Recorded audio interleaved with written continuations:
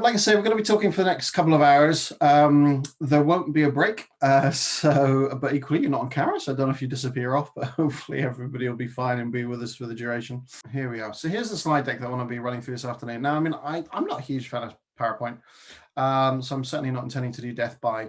We're going to run through the platform live, specifically talking about the job search and the networking elements that are encompassed within LinkedIn. But I suppose, as I say, forgive me, it's a little bit of a repetition from those of you here this morning, but I mean, as I say, a little bit about me. So 19 years in the HR consulting industry, specializing in career change, 17 years, though working predominantly within social media and the impact it has on professional careers. Worked with tens of thousands of people, wide variety in terms of size, seniority, industry, marketplace, kind of almost you name it, I've worked with somebody in it, which I must admit I do enjoy. And one piece I didn't add this morning, but was certainly pertinent. I joined LinkedIn back in January 2004, which was about 8 months after the platform was first launched. And like most people, I spent a little bit of time building a profile, but not really thinking about it. And it was only a couple of months later that I started to really truly appreciate actually the power and the value that LinkedIn actually had within it, though they themselves, ironically, hadn't appreciated it all at the time. Fast forward a couple of years, I got to know LinkedIn exceptionally well. And by 2008, I was actually working with them. I've never been employed by them. I've always been independent. But by 2008, I was helping them establish themselves in the UK and then more importantly across Europe. So they are a business that I do know exceptionally well. So yeah, it's kind of almost no question too silly. But that all said, we do have a bit of a flow in terms of what I want to achieve this afternoon.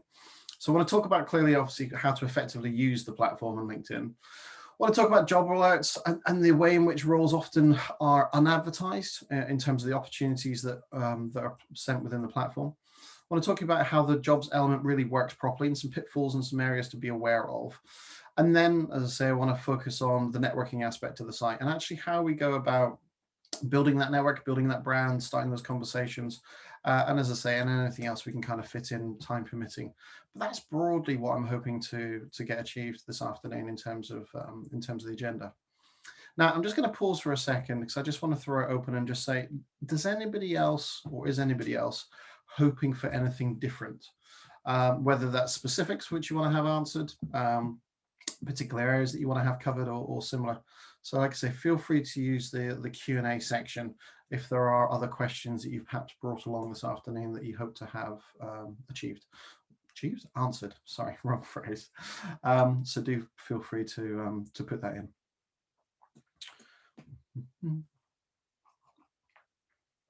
But I'll make an assumption, nothing's appeared at the moment, so that's fine. So we'll keep going as we do.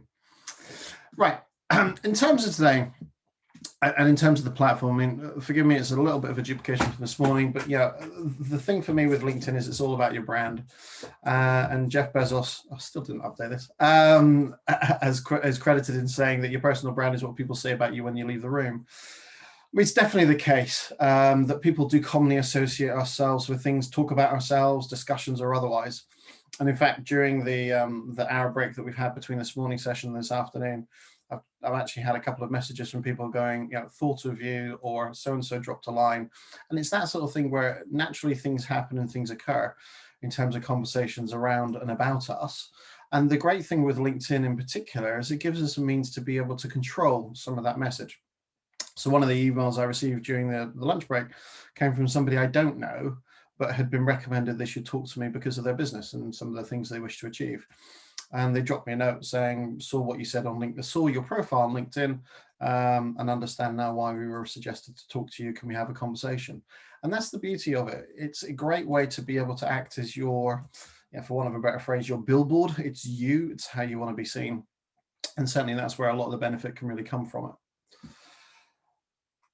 As we already know, it's about the ability to control your brand. The networking element of LinkedIn, though, is exceptional. I mean, there really isn't anything else out there at present that operates in the same way.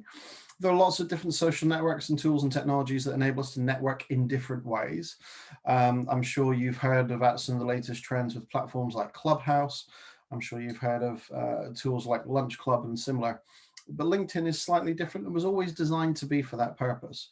So part of what I want to walk through today is really helping us, as I say, understand that element in terms of the network, and certainly where it then combines with the information, which also then it combines with the advertised opportunities that exist within the platform.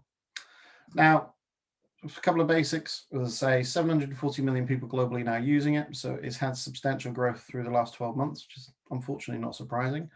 But it is a truly global platform. So 210 million members across Europe, 30 million in the UK, which is a significant percentage in terms of the population.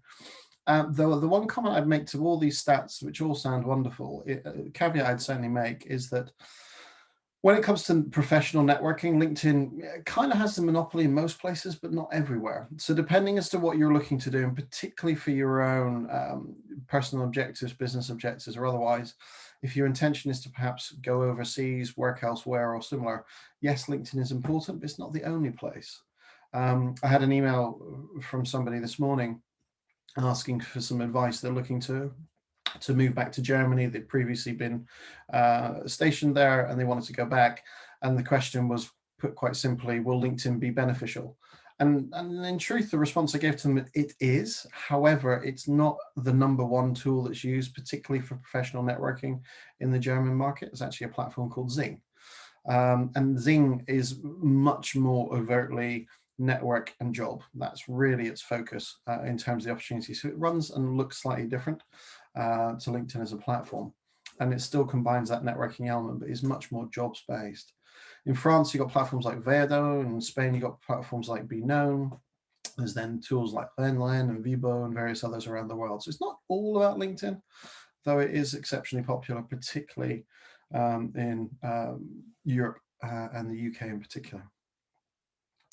Obviously, from a networking perspective, what we gain advantage of within using LinkedIn is that people we know piece. So, when we connect to the people that we know and trust and we like, people they in turn know become part of our network. The people they in turn know become part of our network. And as I've said previously, when people then join the group that you're also a member of, they also become part of your network. And the fantastic thing with this is it's the access to people. Because one of the things that I want to just talk about quickly is the whole concept of networking and job search. And what I mean by that is that whenever I work with anybody, particularly when they're starting to think about their careers and where they want to move on to, particularly if they've had a long-standing career in one organization, the question I often ask them is very simply, who do you want to work for? And as blasé as it might sound, it's genuinely meant, because one of the things that we want to do is we want to understand our focus. So if we were to start to draw up a list of target organizations or companies, and ideally I'd recommend you introduce somewhere between a list of somewhere between sort of 20 to 30 as a starting point. There are three then considerations. So it's firstly companies you like. And the company you like and or do well in, it could be you admire their product. It could be you like their service. It might be that they seem like an organization where you feel your skill set would sit. Secondly, it's organizations that have a credibility or a background in hiring people with perhaps your skill set is a fairly obvious win, particularly for any of you who are looking to transition into the first role. Well, actually looking to land somewhere that's reasonably familiar based on other people having trodden that path before is a fairly obvious route. And then thirdly, it is really about that whole admire piece. It could be top 100 companies to work for. It could be things like Virgin startup lists, but it's the way of being able to establish and almost draw down some very simple criteria of actually, here's a tangible list of companies. All too often people saying, I just want a job. And that's absolutely fine. And there's nothing wrong with just wanting a job. But the more you're able to put a thought behind the why, the easier it will become, particularly as you start to work towards them. Because this is where certainly the networking element of the job search really comes into play. Because when we start to utilize our network, the thing we want to start to think about is, firstly, we've identified the company. Step two, we want to then identify what I describe as here as the point of purchase. It's who's the person that would influence the decision making over your hiring. Basically, who's your next boss? Because the fantastic thing with something like LinkedIn is we can start to be able to assess and understand and almost map an organization to get an understanding of, well, actually, who do I want to use to get into, or who's the person I need to have that conversation or that dialogue with. Because all too often, particularly with a direct approach, we often think, well, HR are responsible for recruitment, or even there may well be a talent team or an internal recruitment team who, on the face of it, are responsible for recruitment. But they typically only work reactionary. They work based on a job spec being signed off, a role existing. Whereas what we also want to do is actually have a conversation with the person that would be in the decision making of as to whether you're going to hire you or not. It's the person who has that say, because they genuinely know what's going on. There's a lot said, and I'm sure you've heard this phrase previously, about this whole concept of the hidden job market. It's not that the job's hidden and it's under a rock somewhere. It's just where it doesn't see the light of day in terms of formal advertised recruitment. And it's very, very common that this takes place because the hidden job market itself exists primarily driven by need and requirement, but not every need is always expressed, as in it's not always obvious that there are requirements in terms of hiring roles. So put it in context, I started, the latest business I started was back in November of the last year. And at the time of starting it, I knew I was going to need some assistance. So I spoke to a couple of people I knew very well. One person then came to the fore in terms of networking, and who seemed to really have the right credibility and skill set. And they started to help me build the business, which I was absolutely ecstatic about. However, everybody else that we had involved in the business as well was aware that one was not enough in terms of we needed more. So rather than us necessarily publicly disclosing it, we talked internally about what we wanted to do and the fact we wanted to grow the team and similar. The person that we then hired was speaking casually to one of their personal friends and talked about what we were doing in the business and the excitement they had around the product and similar. And she knew that we were looking to possibly hire, but there wasn't any formal role. And it was more to do with the fact that we had a challenge, and I was putting it down to maybe manpower or perhaps a particular skill set we were lacking. What Nicola was able to do, however, was that through introducing her friend, it was more of have a conversation and see. So when I first met with Sue, her friend, there was no preconceived ideas of there was a formal job, because there wasn't. It was more we were still kicking the can as to what we were looking to do. But the more it became apparent that Sue understood the business, and the more it became apparent that Sue could turn her hand to a couple of different areas, firstly, it didn't matter she didn't know the industry that we operated in. It was more the fact that she could help, or I could see that she could help me solve a challenge that I was a bit stuck by. And that was the brilliant thing about that conversation that we had. So Nicola's original idea was she knew Sue was good and she knew there were things that we needed to fix within the business. I was still at a slight loss at the time as to how we would perhaps go about fixing them. But Sue's keen interest and utilizing Nicola in terms of an introduction meant it was all the easier in terms of talking through the issues and talking through the challenges. And Sue was able to quite quickly articulate why she was going to be able to be very beneficial to be involved. I'm happy to say that that's resulted in her assisting the business and becoming more involved. But it was never a formal job. It was never a job that I'd advertised, hadn't even spec'd it out. John, my co-founder, we'd sort of talked about we'd need something, but we didn't know enough. We weren't necessarily able to put our finger on it. But the fantastic thing with Nicola was she was able to provide that introduction, and Sue was able to come across and show more than enough to us that she's capable of helping us with the challenge that we faced. And that's the thing at times, is that sometimes there isn't necessarily a advertised role, there isn't a knowing position or opportunity, but it's where you've got that point of purchase, that hiring manager who perhaps has an issue or has a challenge and doesn't know how to solve it. And I'm sure you've experienced it yourselves as well. But if somebody comes along and says, what's troubling you, and you say X, Y, Z, and they say, well, have you thought about 1, 2, and 3? It's a very, very great conversation to have. And whether that be about a job that then exists, or whether that be just simply overcoming a challenge, it all works in equal measure. So when we start to think about the proactive job search and the networking element of it, we want to start with, as I say, the defined company in terms of who we want to work for, or who we identify as being interesting. then the point of purchase ideally is the person who will influence the hiring for the role or the area of interest. And then what we want to do then is feed in the network. Oops. And we want to think about your network in terms of, well, actually, who might be able to introduce you, who might know that individual or that company, how you might work through them. And then with the ambition of utilizing them to get that networking introduction. Now, I'm hoping this all makes sense, but in terms of what I'm trying to convey here is that depending on the rule of thumb, it's somewhere between 75% of jobs go and advertise. I know from my own personal career, for the first 14 years of my working life, when I was an employee, I never took a job I had an interview for, which might sound like a slightly strange statement. Now, I interviewed regularly and I'd often be offered jobs, but the roles I took was where I had a hand in being able to craft it. So it was either an introduction or something that I chose to create myself, recognizing there was an opportunity and convincing the powers that be to let me do it. And it can very much work the same for yourselves.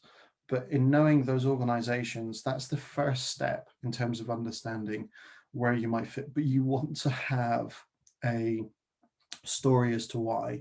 It's not just, you're down the road from me, though arguably down the road from me can work exceptionally well, because it means you can say that you're the first into the office, you can tidy up, etc., etc. There are other advantages that might play to that, but it's about the reasons as to why you're interested in the company. It's not just about give me a job. Now, I'm hoping that kind of makes sense, but what I want to do is just have this kind of in the background a little bit, as I say, as we start to kind of go through and explore the platform. So I'm just going to pause for 1 second and just see, has anybody got any questions around what we've covered so far? Is it all making sense?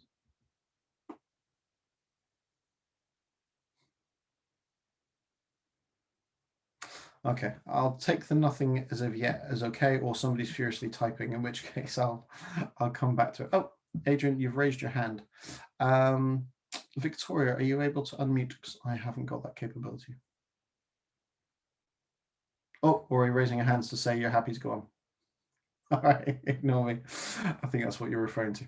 Cool. All right. Good. All right. Thank you, Adrian.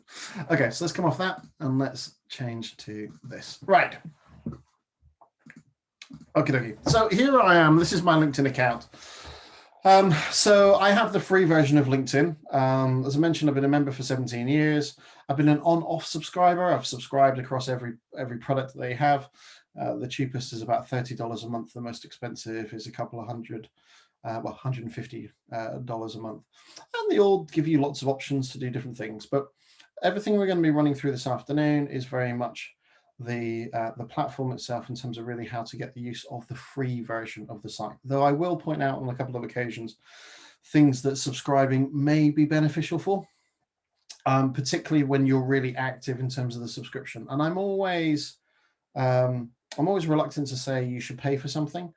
Absolutely. Having said that, though, there are, as I say, certain things that could be beneficial. That all said, every one of us that's a member of LinkedIn annually gets a 1 month free trial, a way for us to be able to explore in terms of what they do, what the platform can assist us with, and similar. And with regards to the 1 month free trial with LinkedIn, for those of you who haven't yet used it, and I'm hoping that's a number of you, it might be something you take out when you are being very active in your job search. Because it is a cost which we don't have to pay. And I kind of often liken it to gym membership, in the sense that, you know, we want to get fit and healthy, so we join the gym. We then don't go, but we still pay our subscription. LinkedIn's kind of the same in some respects. Too often people just take out the subscription, but don't really take full advantage of the membership. So it's barely making sure that you've got the opportunity, the time to set to it if and when you choose to take out the subscription. But certainly the 1 month free trial can be really useful. But I'll explore, as I say, certain elements as we go. Okay, so job search networking. So first things first, I just want to show you a couple of quick things that you're going to be worth checking, regardless as to how advanced you are as a member or a user. A couple of things that are worth checking, particularly in this context of both networking and job search. And they're both found under the settings area. And settings and privacy is discoverable via the toolbar across the top under me. Now, once we go into the settings area, what I want to just show you here Starting under data privacy is the job seeking preferences. So we've got 5 different elements. So the first one is job application settings.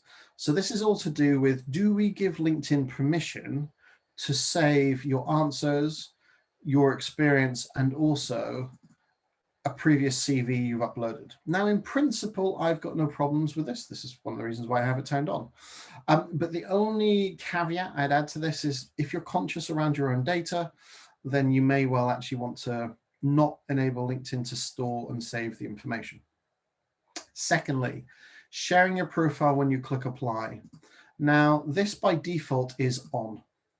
The advantage of it being on is that when, as we explore it slightly later, you go through the job element within LinkedIn, particularly the publicly advertised roles, when you click apply, apply is one of the 3 ways in which you can respond to an opportunity. By turning on this option, as it states, it will enable you to share your full profile to the job poster when you're taken off LinkedIn. And I'll explain quite what that means, but essentially you click the apply, it tends to load a third website, a third-party website, and that's where you go through submitting the application. Now, as they say, it increases your chance of being viewed by sharing your profile with the jobs poster when you're taken off the LinkedIn, which I can't argue. That is a correct statement. It does increase the chances. The only downside with it is all too often, the job adverts that are advertised on LinkedIn don't give quite the level of detail we'd expect. And on occasion, people will click the apply button, which will then take them to the third-party site, and then they'll read further information and often then choose not to apply for the position. The only reason that then becomes an issue is that when the person advertises the job and they use the apply function, if you then come to the job with this turned on and click the apply button and view the job but decide not to apply, the person responsible for advertising the role is still notified that you've clicked the apply button. And where this can cause a bit of an issue, and I've had this with a few friends in recruitment discuss this, is that it gives the impression that somebody isn't necessarily interested in the employer, particularly if they've done it on a number of occasions. So I know a friend in one organization had an individual who had clicked apply on 14 different jobs, but had never actually finished and put in a formal application for any of the 14 roles. He was intrigued as to why in the end, so actually sent a message to the person and said, why do you keep clicking apply if you're not going to apply? And the person firstly responded by saying they didn't realize it was being tracked and it was visible. And secondly, they gave real reason, which is they're interested in working for the company, but the jobs were never quite right. So they didn't want to miss the opportunity in going for a job they weren't quite right for. Okay, arguably it worked then because they ended up having a conversation with the hiring manager. But just be mindful as to what this does, because in truth, a lot of this in terms of when you share your profile, when you click apply, the benefit is really to LinkedIn, because it's a way for LinkedIn to say, hey, look, these applicants found your job, even though they're applying through the other job board you've referred them through to. They're saying they have found your job on LinkedIn. So it's something to bear in mind. And my personal view is have it off temporarily. When you find a job you really like, and you've clicked apply and you've gone through and looked at it, come back here, turn it back on, and then go through the process again. Because then you will still send that trigger to the person who's responsible for recruiting for the role, but you're also going to submit the application. Commute preferences is really quite nice. It gives you the ability, as it states, to be able to calculate a commute from a location. So what you're able to then do is you're able to choose a location. So you can type address. So I now live in Great Dunmow. See if we can find it. No, can't find it. So let's do it a different way. Let's see if we can find Snowberry Road, Dunmow. Okay, genius. At the moment, it looks like it's only giving me US options. Normally, it does give you a UK option. No, okay. The address isn't working. Fiddlesticks. So what I was going to show you was the fact that you can do an address-based search and then you can do a distance based on that address, which can be quite useful. It's obviously not working for my account for whatever reason at the moment. Might be worth checking yourselves because you may well find that your account's better aligned than mine. Signaling interest to recruiters and companies you create an alert for. This is something I definitely recommend you turn on, particularly when you start to set up alerts for particular companies or particular areas of interest, because as the name suggests, it's a very easy way to say, hi, I'm interested in you as in a company. Will they use that as a follow through to approach you? Not necessarily, but it's not going to hurt, especially if you are looking at those 30 or so companies that are your targets. And then finally, stored job applicant accounts.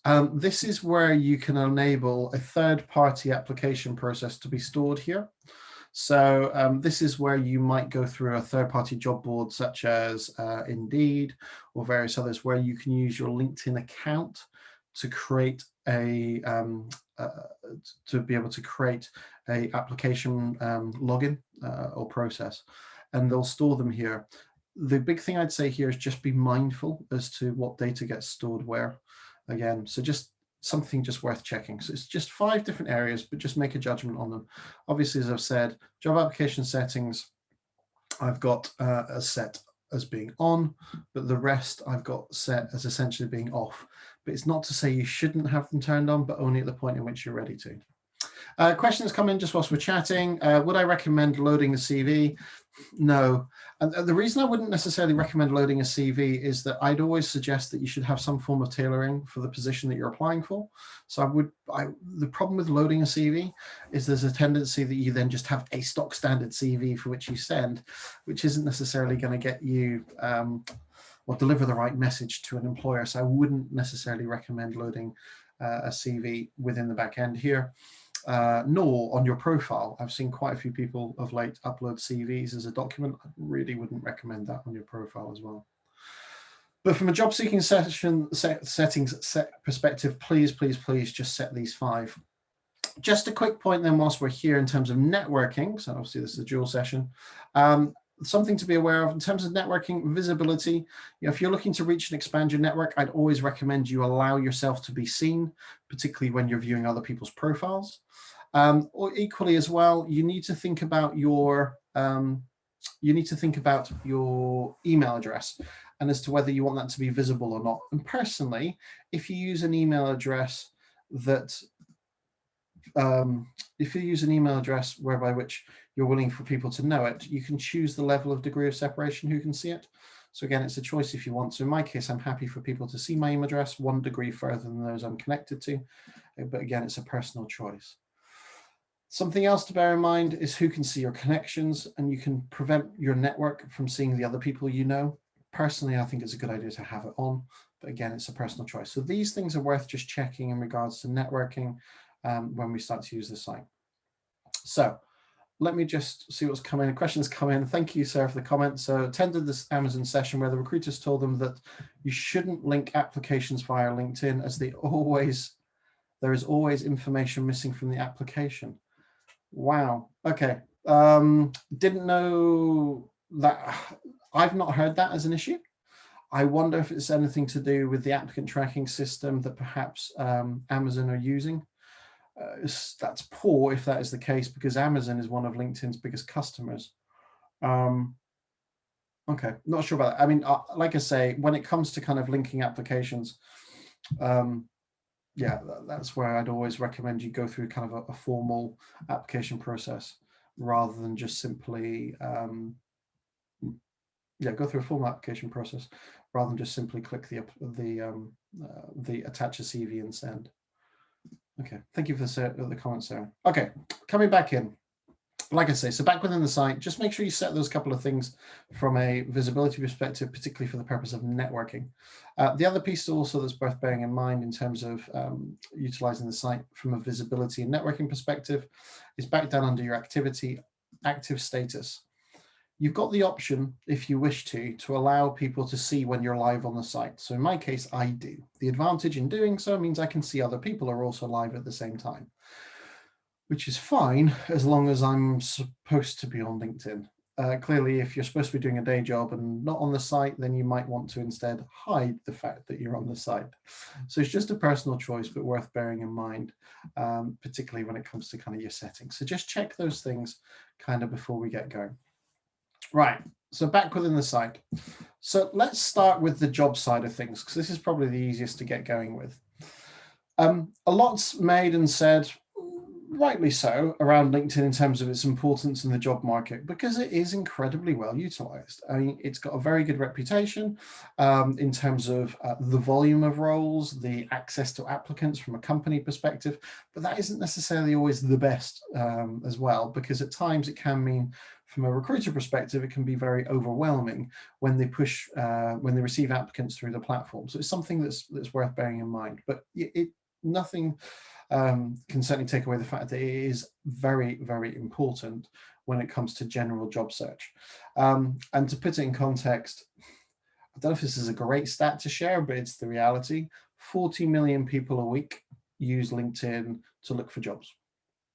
Now, what percentage of them are in roles? What percentage of them are actively looking in terms of pursuing? Yeah, it's a real mix, but I mean, it's sizable to say the least. And it's all to do with the little job tab that we see across the top here. So the job tab, this is the jobs area. This is where the opportunities exist. It's where the opportunities sit.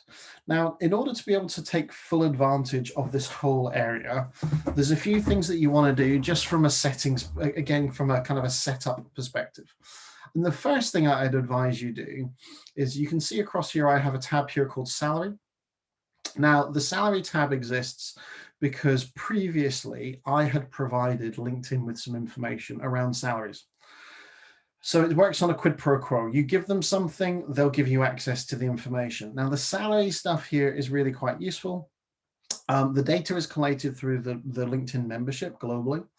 And what they're trying to do is they're trying to use it, it's kind of like Glassdoor. They're trying to use it as a way to be able to give that almost like salary data comparison data. And in order to be able to, it's not about unlocking, but in order to be able to really take full advantage, I'd highly recommend you actually take a look at this. Because the idea being is that you can then search based on job title, based on location. So if I put in, United Kingdom here, and then if I said I was looking for a project management role, I can then see salaries. But what it also does, so the salaries here for project manager are based on 34,000 approximate companies in terms of data has been provided on 33,800 employers. I can then start to see median, average, and similar, but the insights is quite powerful, because what this will do is it will also give you the ability to search based on an industry. It'll also give you the ability to search based on experience. So if I've got, let's say, 4 years experience in project management, I can then do the 1 to 5 year. And then what I can do is then break it down by sector. So let's say, for argument's sake, I was interested in energy and mining. I can then start to get an idea of the median average salary. So 11% of respondents come in at 41 to 44,000.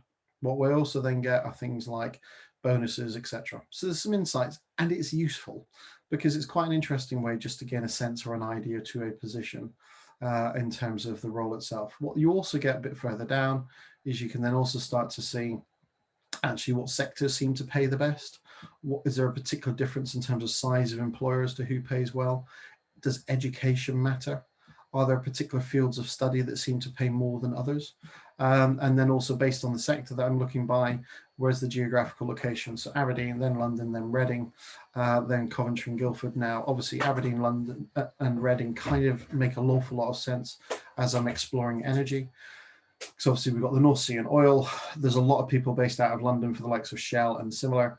And then Reading is also where companies such as British Gas are based. So it kind of makes sense that these locations are being well reported. But again, I can get some ideas of salaries elsewhere. Why is this all useful? It just is.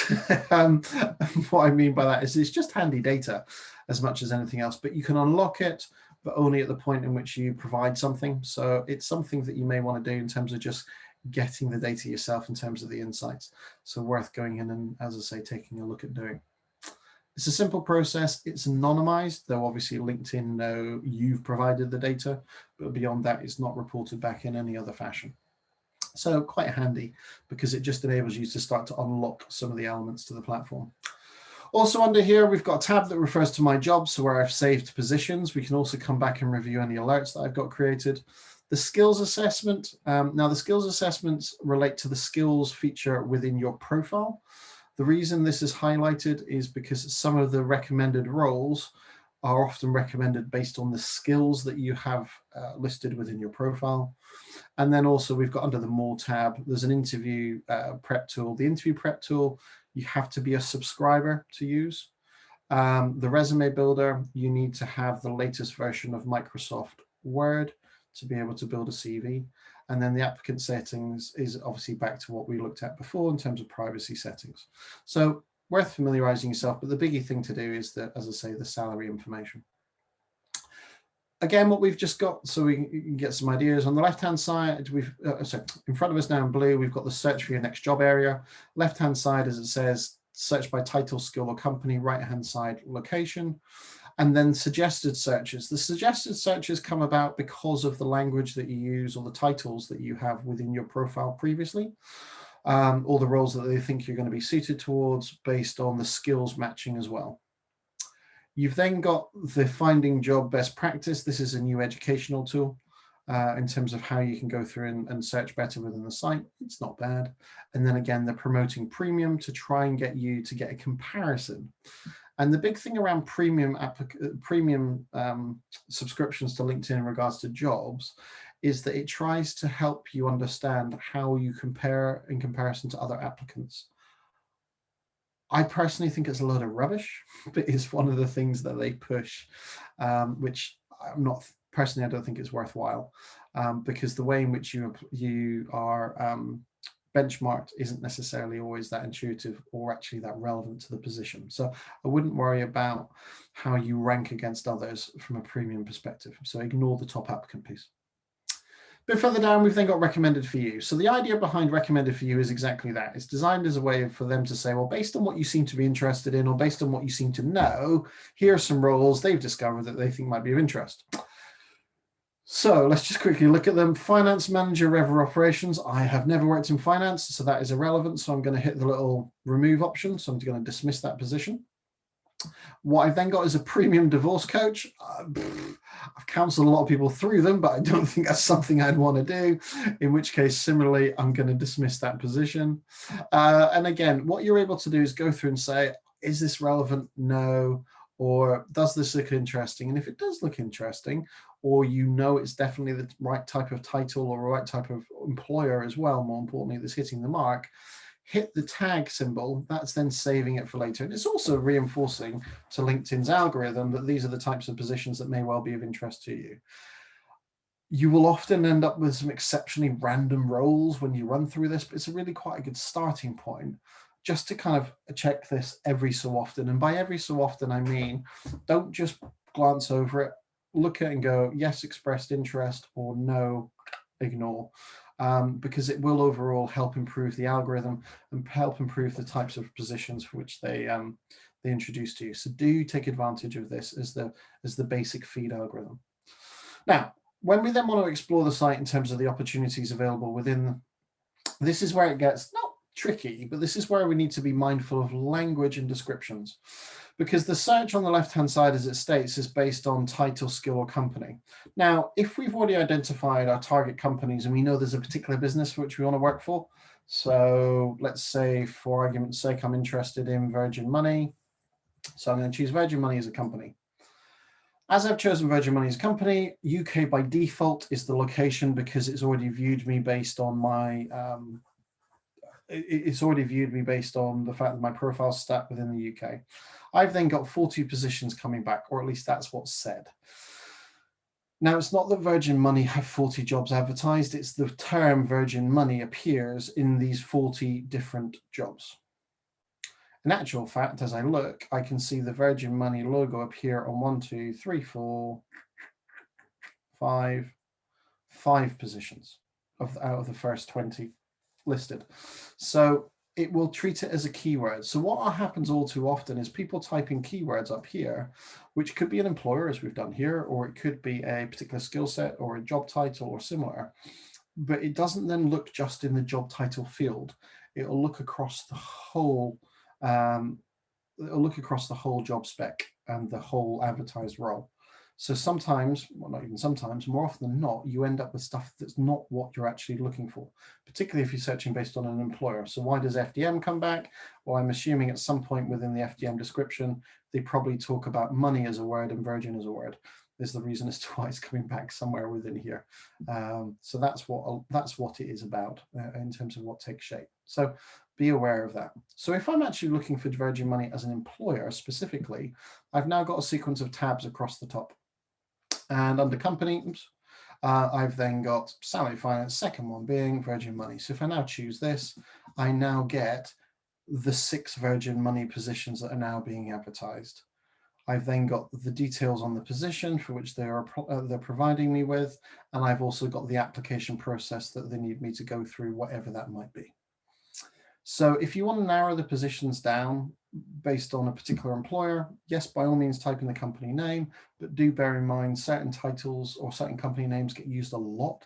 I'm thinking of things like Barclays. It's very extensive in terms of the results that come back. So that's where you want to then use the employer filter and then choose the employer, assuming they come back. If, however, you're in the situation where it's less about the name of the company, it's more about the job, well, we want to do a search then slightly differently. So we ignore the title area, and what we do instead is we use location. So it's got me down as Chelmsford, not strictly true, but I'm not a million miles from there. So I'm going to choose Chelmsford as the area. So it tells me Chelmsford, there's nothing, but that's because it's retained Virgin Money. Bear with me, let me just reset that. Right, here we are. So I've just reset it, Chelmsford. So I've got a 40-kilometer or 25-mile radius of Chelmsford. It tells me there are 31,000 positions currently being advertised in that area. Now, this is a better place, the better way to start. If it's more about the geography, less about the employer. What we've then got the opportunity to do is, rather than use the pre-offered tabs across the top, I'll go to all filter. And what all filter will allow me to do is allow me to set some parameters. So I'm going to say, actually, I'm interested in the most recent positions only to start with, rather than relevance, because at the moment all I've chosen is allocation. A bit further down, I'm going to say, well, actually, I'm going to be a bit more considered, so I'm going to take only in the last week, and then I can start to look at experience level. Now, experience level is provided by the company. It doesn't necessarily mean it actually reflects what we'd expect. But let's, for argument's sake, say I'm a mid to senior level individual, or possibly a director, depending as to how they title it. I've then got company. I'm going to ignore that for the time being. We've then got the type of role. So full-time, part-time, temporary, so on and so forth. So let's say I'm interested in full-time, or I'm interested in contract.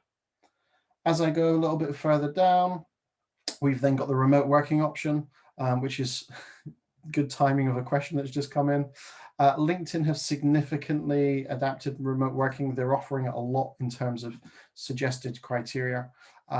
They've done a huge push on employers to try and encourage that exposure of remote working. So whilst we are looking at allegedly 31,000 jobs within a 25-mile radius, you're going to probably find that in truth, if I was to turn on or off the remote working, it will increase or decrease the number of positions. So we can have a look in a sec. A bit further down, we've then got the geographical coverage. Now, this is where LinkedIn falls down. What do I mean by that?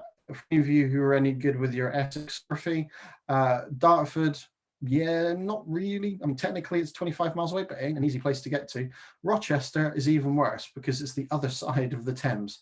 So there ain't no way you get into that sensibly, though technically it falls within a 25-mile radius, assuming you have a helicopter.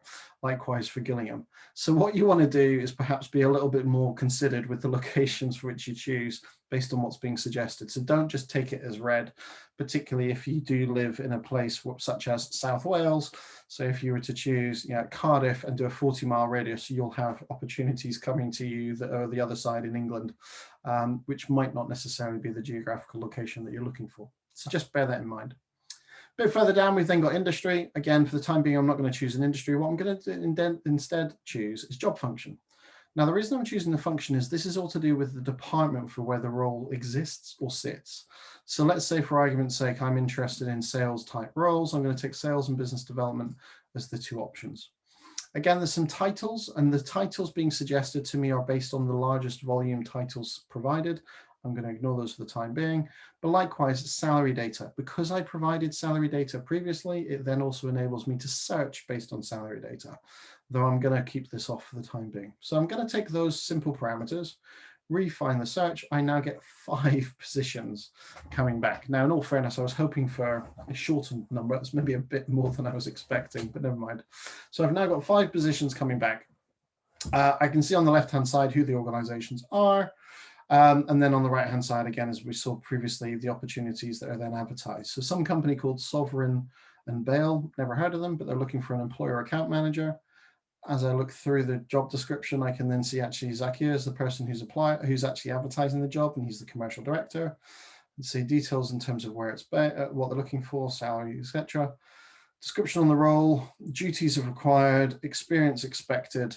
And then further down as I go, we get some seniority, sector information, function, etc. And then finally, we start to get some information on the employer. So they've provided that job range, salary, and then we can get some information about the company themselves.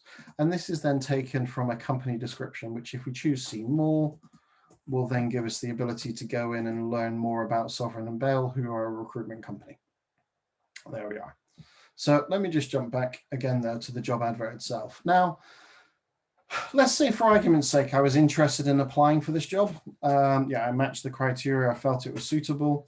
Obviously, I could then go through the route, which is Easy Apply. Now, Easy Apply is the first default option LinkedIn gave us in our privacy and settings, and it was all to do with a CV for which we uploaded. So what we've got is we can choose the most appropriate email address, and what you can do is you can point them to other email addresses as long as you have them associated with your LinkedIn account. So if your LinkedIn account is focused on your work email address, it means you can choose your personal, assuming you've aligned them. A bit further down, we've then got the ability to be able to upload, as they refer to it, a resume or CV. But it's a document upload, so let me just grab something quick. There we go. So I've got the file uploaded, but the problem in this case is it's a single document.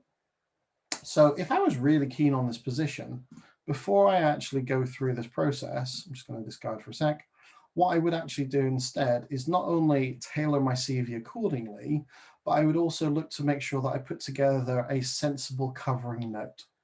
Now, the covering note or covering letter, depending as to how detailed you want it to do, is personally something I would always recommend in any application, which also goes back to the earlier question around, should you upload a CV? Well, ideally, you're going to tailor the CV based on requirements. Now, when it comes to when it comes to the cover letter itself, it's fairly basic. It doesn't need to necessarily be much, but what I'd always advise you and look to introduce is you look to introduce some simple information such as where you saw the role, the title that you're applying for and similar. What you then do is then highlight as to why you felt you were suited to the duties of the role or the requirements for the position, and also perhaps look to give examples, particularly relating to the experience. And it might be that you talk about, track record of establishing, maintaining productive relationships with employer, poor language, but what you might do is then talk about examples of when you're very good at maintaining business relationships, working with individuals, etc. So you can start to kind of take some of the information and feed it back to them a little bit in that covering letter. What I would actually also advise you then do is actually then have that covering letter in the same document as your CV, but as page number 1, just to make life a lot easier. Now, one other thing to bear in mind that might prove useful is also to sense check the job. And what I mean by that is if you just grab the information that they use to describe it, then using something like a word cloud generator. Now, for those of you not familiar with a word cloud generator, a word cloud generator is designed as a way to be able to basically count. It's a counting algorithm to give you a sense of information. So if I take the word cloud generator and if I then paste in the job spec requirements and then search, I can then see what are the main terms or the most frequently quoted messages that are coming back within the job spec. So it's talking about development, contact, maintain, operations, colleagues, support, engage, employment, services, opportunities, work, employer. So it gives me a really easy way to get a sense as to the language and the terms and the tone that are being stated frequently. The advantage in something like this word cloud is then it can help me also then think about how much emphasis I want to perhaps put on certain statements or messages or words that I use when I start to adapt not only my CV, but also the covering letter. So using their information can certainly assist you in starting to pull together the what you're good at doing, what you're used to doing, how you may benefit, and similar. So you actually, from a pre-work perspective, before you go to the Easy Apply, you want to spend a little bit of time. It will only take you a few minutes once you've got the practice down to put together that covering note, covering addendum to the application you're actually submitting. What you then do at that point is you can then go into Easy Apply. You then upload your now slightly altered and crafted, I'm just going to throw up a random document, altered and crafted CV with the covering note in the same file.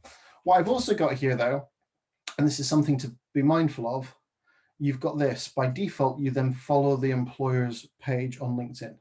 Now, in principle, I've got no problem with that. However, any company you follow is visible on your profile.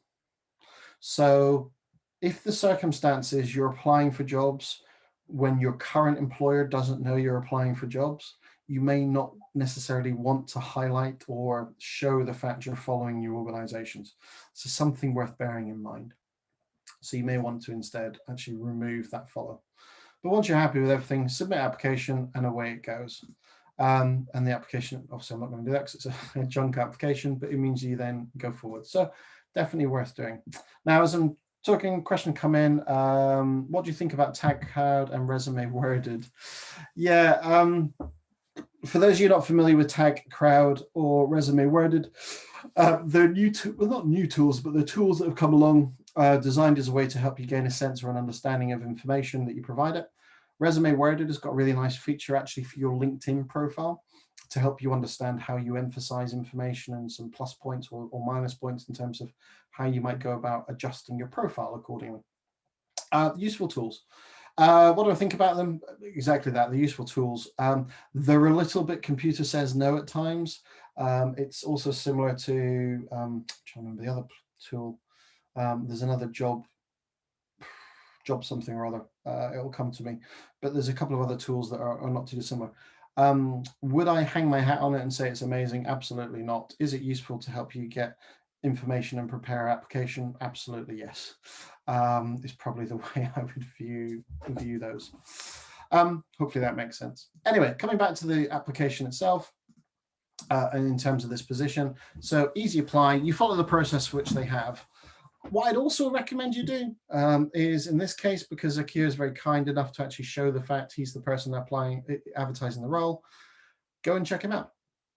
So understand who he is, see, in this case, if you have any mutual relationships. It turns out I know 5 people in common with him. So one of the things I may even do is actually reach out to Alan or Sean and say, is Zakir any good, or what's the context as to why you know each other? A bit further down, I can also then see where he's previously worked. A bit further down, I can see obviously where he studied, a bit of information about him, what people say about him. So it's quite easy to learn a bit more about the person, but only if the person chooses to associate themselves with the job, which may not necessarily always be the case. So, but going through the jobs area to start with, if you're less concerned about an employer and you're more interested in particular marketplace, particular sector, particular function, then what you want to start with, as I say, right back at the beginning, is start with that location only. Then I'll just reset that back. Once you've got the location, consider it as to what's appropriate. What we can then do is start to expand it forward. Now, to the question earlier around how's LinkedIn responded to things like remote working? Well, if I do a non-geographically set location, so what I mean by that is if I actually say a more sizable location than just Chelmsford, and in this case choose remote only, tells me there are 381,000 jobs currently advertised on LinkedIn that are remote working. So it's a separate subset in terms of location. So they are covering it pretty well. And as I say, since the middle of last year, they've done a lot as a means to try and influence employers in terms of helping them understand how they can look for and recruit people remotely,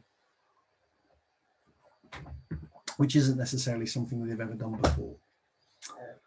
Now, when you have suitable positions coming back, just a couple other points. In the case of the Gartner role, in this case, rather than being an Easy Apply, it's an apply only option.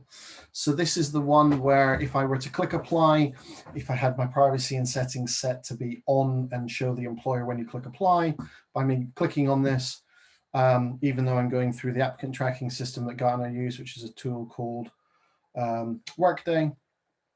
What would happen is the person who'd advertised the job would have been notified that some bloke called Lincoln has clicked the apply button to apply for the job. But as I say, it might be I then go and look at it and go, this isn't the job I'm interested in which case I don't click apply and I go back. And again, it's because sometimes the systems don't always pull the opportunities through properly. It's often the reason as to why people don't formally go through the application process. So, but if I did know then I was interested in going for the role, I would then close the tabs down again. What I would then do is then go back into settings and privacy, turn on the fact that I'm going to notify employers when I'm applying for jobs, and then apply for jobs through the site that way again. So it's a bit of a step change back. So it's kind of check it. Am I happy? If I'm happy, great, then go for it. If I'm not happy, then obviously you've lost nothing, rather than giving the incorrect process of going through. What's also interesting, as you can see here, did you apply? Let us know. Why are they doing this? Well, it's all to do with views versus applicants. The difficulty that LinkedIn have is because you're going through an apply option that takes you to a third-party site, there's no way of them knowing you've actually gone through and committed to the application. So they're then trying to ask for some assessment and some information to assist. If I go down here, for example, to the Harnham position, the 9 applicants, this is a lot more accurate because it's using Easy Apply, and they know that you've submitted an Easy Apply application. Why does that matter? Well, it doesn't really, other than it's useful data for LinkedIn more than anything else, but it's just something that's worth bearing in mind. If I go back though, generally to the jobs themselves, and in this case, just choosing the remote. So again, I can start to go through and filter it again accordingly. So seniority, is there a particular company? Is there a particular job? Am I interested in a particular location, so on and so forth. If I did want to work for a particular company, so let's say for argument's sake, I was really interested in Unilever. So let's go back up. I'm going to go to the company area. In this case, I'm going to go apply, add a company. Oops. I'll type in Unilever here. So I'm going to look at Unilever jobs to start with, of which there are 4. 2 procurement, 1 planner, 1 CSE strategic support. I've no idea what that is. All 4 of these are remote positions. Now, it might be, obviously, I'm interested in Unilever. Unilever got a significant location in not far from where I live. So it's not just about remote positions, but it's about Unilever as a brand. Now, if I choose to create a job alert, it will then set an alert based on remote positions, but Unilever will be the employer. That's it. I then get notified of any new position that Unilever advertises that's remote located, which is not a bad search to actually have if I was interested in Unilever as one of my target 30 or so companies. Alternatively, because I might also be happy to work for them on the ground, I will need to go back in, perform the same search, so UK, and now I get 61 positions. So it's important to make sure that if you are interested in an employer and you're happy to work remotely, you do a remote save search as well as a general location-based search based on the location you're interested in. Now, in this case, I've done United Kingdom, but you can actually do larger geographies. So it might be that you're flexible and you're happy to travel to Europe, in which case you could do the European Economic Region, and it now expands it beyond just the UK. And it goes, as we can start to then see, into other locations such as Germany, the Netherlands, Belgium, so on and so forth. So you can expand it quite drastically, and that's definitely a positive. But the big comment I'd also, again, I feel like I'm repeating myself a bit, but I go back and sense check is, does the criteria match? Is it the right expectation in terms of role? And then start to consider things like, again, the seniority of the position, function of the position, etc. So don't just use the remote option, because it may well then exclude, as I say. So they're very good at they've been very good at trying to adapt to the remote working principles, but one of the things I don't quite understand is why they separate them quite in this way, such as these positions. But yeah, just make sure you take advantage of them both. If I also knew that I really wanted to work for Unilever as an employer, clearly setting up the alert is one example, but what I can also do is go to the company page.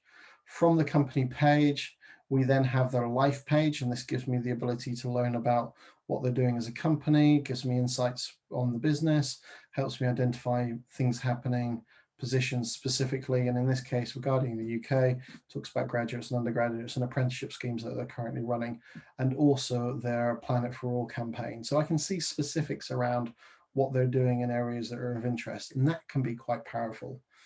This data is always provided by the organization, so do take it with a pinch of salt, in the sense that it's always going to be positive. Arguably, that's not a bad thing, but just be that aware of that. Other than the life page, we also have the jobs page. The jobs page here will then look at all positions that Unilever have at present advertised, which is why it's now a significantly higher number than the 151 that we saw across the European Economic Region. It's significantly higher than the 5 that we saw that were remote positions.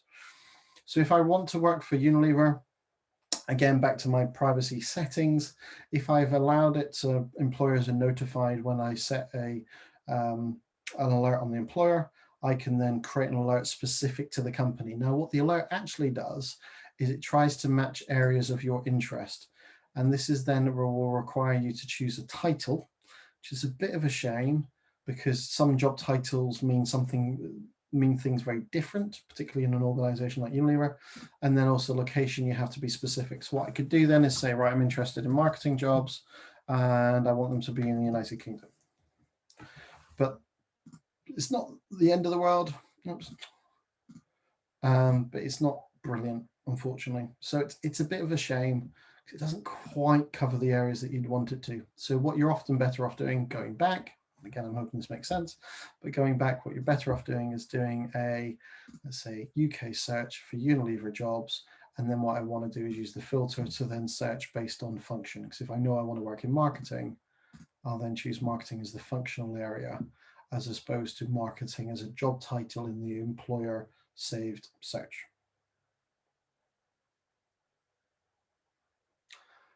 Right, I'm just going to stop for a second, catch my breath slightly, but hopefully that makes a bit more sense. So what you want to do, as I say, carry on talking, but what you're going to do in terms of the platform is using the jobs area, set the salary stuff up first.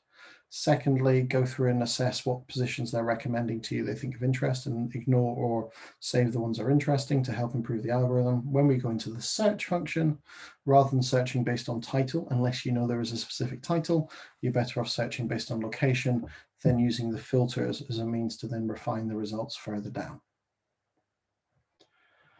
So I'm just going to pause for a second and just see if anybody has any questions. So I'll just give you a second if you do have one.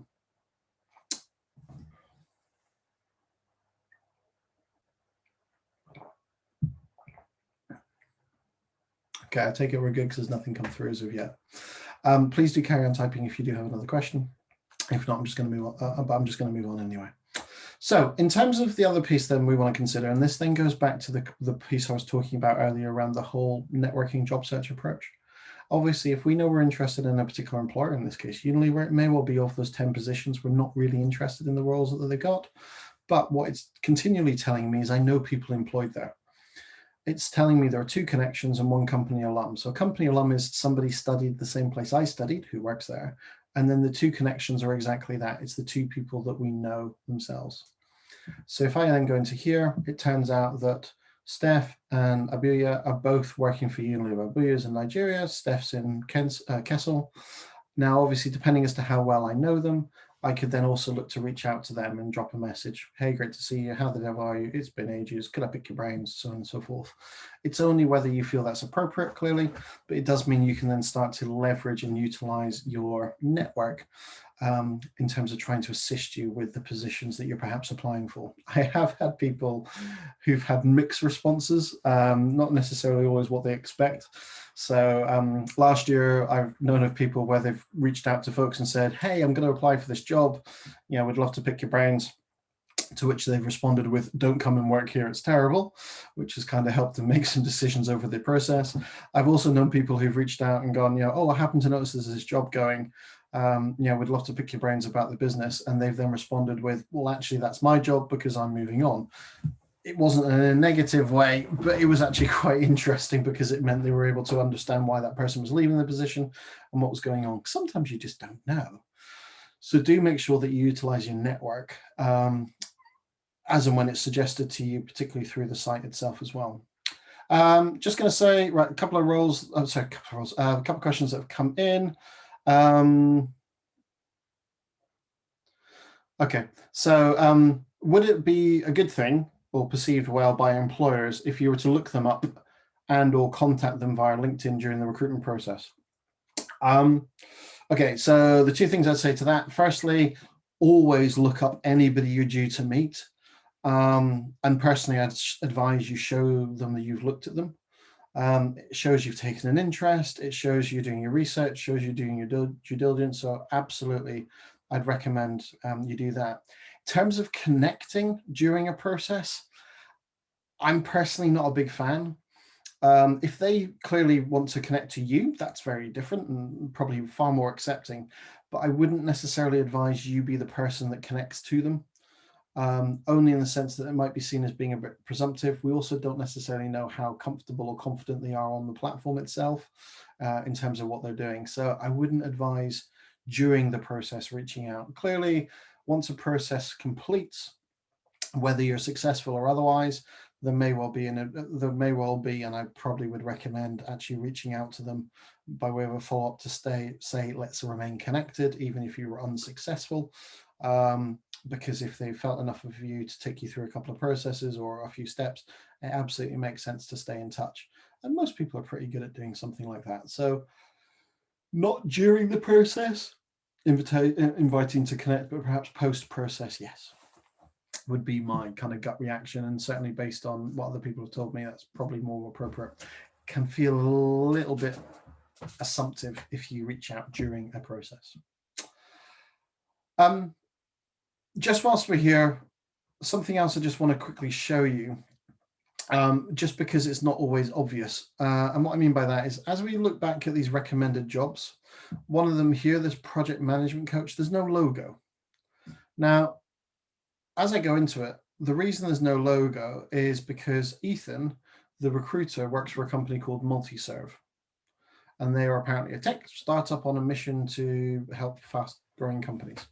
Now, as I look at this advert rather, with it not being aligned, it means the company page isn't aligned, which means it doesn't tell me whether I might know people employed there or not. And it's all to do with that lack of connectivity. But given the fact that Ethan's told me the business he works for, and in actual fact, he's quoted him as being the advertiser for the position, it means I can actually go to him, see the business. Turns out we know 6 people in common. And then if I go to Multiverse as a business, I can actually then start to learn about who they are. And it turns out Alex works there, who I happen to know. So what's happened here is, in the case of this application and advert, Ethan, who advertised the role, when he completed the information on the LinkedIn side, and that, bear in mind, this could have been automated, it missed the fact that it was Multiverse. So it didn't align the two, which is why the logo looks a bit peculiar. Sometimes the logo looks a bit peculiar, not because it's advertised on LinkedIn, but because it's advertised through a third party, and LinkedIn have scraped the job from another site, which is something that they do on occasion. Not always, but they do it on a semi-frequent basis. So that's sometimes why there's no logo appearing. So it's not to say it's not a real job, it's not to say it's not a real company, it's just it's not been misaligned. It's the classic computer says no and the information is not aligned properly. What's slightly ironic is the Multiverse role proper is aligned here. So this one with 800 views versus this one with 900 views. But Alex this time isn't disclosing himself as being the person who's advertised the job. So bit different, but do just take a consideration when you look at the roles. Just because there isn't a logo doesn't mean it's not a genuine company or a genuine job. It's just somewhere, for some reason, the information perhaps broke itself down. The other piece as well to be aware of with regards to G-Jobs refers to Guardian jobs. The Guardian advertise roles here for themselves and on behalf of customers.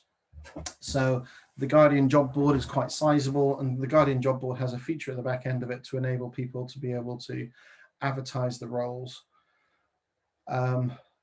from Guardian on LinkedIn at the same time. They have a working relationship between the pair. So again, sometimes you may well discover or find that it's not necessarily what you would expect, but just again, worth being aware of. Okay, so that's public advertised jobs. Something else I just want to quickly touch upon whilst we're here. Some of the data, as I mentioned, comes from your profile. One of the big areas that does influence jobs recommended to you is found under, again, the skills and endorsement section.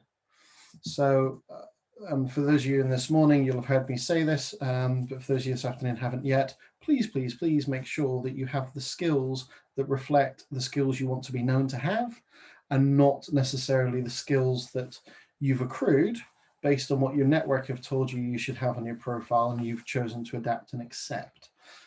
I made a slightly jokey comment about firing a gun this morning, but I have seen it an awful lot on people's profiles. Sometimes there are also statements made which are perhaps not necessarily quite what you're looking to say you're good at doing. I remember working with somebody from one of these sessions last year who wanted to go into the charitable space, and they had skills including warfare and various other statements, which, yes, they knew them. That's not what they were looking to portray. So please just make sure the skills reflected are also the skills that you want to have, because they will also improve the types of positions that are then recommended and suggested to you. One final point, I've realized I didn't cover it. I'll just quickly run through. Once you run through and get yourself to a manageable number of positions that you're interested in, you can then choose to set an alert. You can then receive a daily or a weekly email, also a notification or email notification of new jobs matching the criteria for which you set. It's not a bad one, definitely worth doing. But please don't flood yourself. And what I mean by that is make sure you get this number down to a manageable number. Clearly, you're never going to be looking at 800,000 positions advertised. But what you'll want to be looking to do is get it down to the tens in terms of numbers. Otherwise, it becomes unwieldy and unmanageable. So worth just separating them all out as you go. And at any point in time you want, if you do save a job, but you recognize later on it's not a job you're interested in, you can just jump in quite quickly and then unsave the position. If the position is no longer accepting applications, you can still keep it there. The advantage in still keeping it there is you can still use the data if you wish to help you with further applications or similar. And then also further back within the jobs area, in terms of the alerts themselves, if you have then established and set up alerts, great. If you want to adjust them in any way, you can delete or edit. I don't need Unilever jobs, so I'm just going to tidy that up as we go. All right, so that's where the advertised roles typically tend to sit. The other place roles are often advertised, but not necessarily as publicly, are via recruiters who often say, I'm searching for this role, or I'm looking for this type of applicant, or here is a position. Now, to give you an example of one such area, I'm just going to go into the search bar. Once I go into the search bar, I'm going to click blank search. So that's just the return key on the keyboard. It then brings up the 7 different search areas that LinkedIn have. What I'm going to do now at this point is I'm going to go to posts. And this is then when somebody has chosen to post a piece of content. What I'm now going to do is go posted by, and I'm actually going to choose first relationship only. So this is where I know somebody who's chosen to post a piece of information within the platform. What I can then do is change the period of time. So I'm going to take it to the last week. Again, I've now got 215 posts based on my first degree relationships who posted content in the last week. I can then sort by, so I'm going to take latest. Here we are. And then finally, what I'm going to do now is look at industry. Now, depending as to who I'm connected to, in this case, I'm interested in people who work in the staffing industry. So they're recruiters. So it's where I'm connected to a recruiter who in the last week has posted a piece of information. I can then get this. So Sonia, an hour ago, posted that blue thing. What's that blue thing? Well, that blue thing is a job advert. How do I know that? Because I know Sonia's style. There we are. There's the information. Now, unfortunately, because it's just a visual, if I were to have performed a keyword search, I wouldn't have found that advert because LinkedIn doesn't read imagery, text and imagery. If Sonia, however, had put a description to it, such as the job title or similar, that would have been a bit different. However, if I go back in, so I've got Simon talking about some stuff, got Matt talking about stuff, there's Sonia again with another job, there's Adam, there's Sonia again with another job, she's busy now, and there's a fourth. So it's all to do with her start, it's the 5, gosh, okay, quite a few. Some people we'll go, excuse me, to a much better descriptor. So in the case of Yomi, here's a role that Yomi advertised. This role states new interim role, please contact me or Catherine. Now, excuse me, advertised yesterday, an interim assistant director for the Environment Local Authority in London. Now, if you weren't connected to Yomi as a direct connection, as I am, as I've then discovered the position, if you weren't connected to Yomi, what you can do instead is use the wording that somebody searches by to then be able to identify similar posts. So I'm going to go back in again, do a blank search, go posts. What I'm now going to then do is I'm going to do industry, staffing and recruiting. Then I'm going to do 1 week. Then I'm going to do new interim role as a keyword search. And then I'm going to do sort by latest.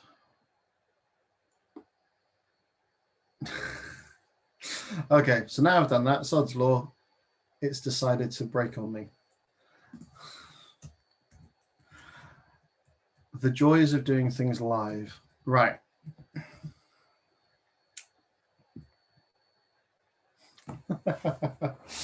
Okay. I don't know why, but for some reason, LinkedIn's not giving me what it should be giving me, which is the language or the words appearing in a post that has been shared in the last week with anybody who's in the staffing and recruiting industry. This was working yesterday, so I'm wondering whether there's been something broken in the back end for me, which is quite possible.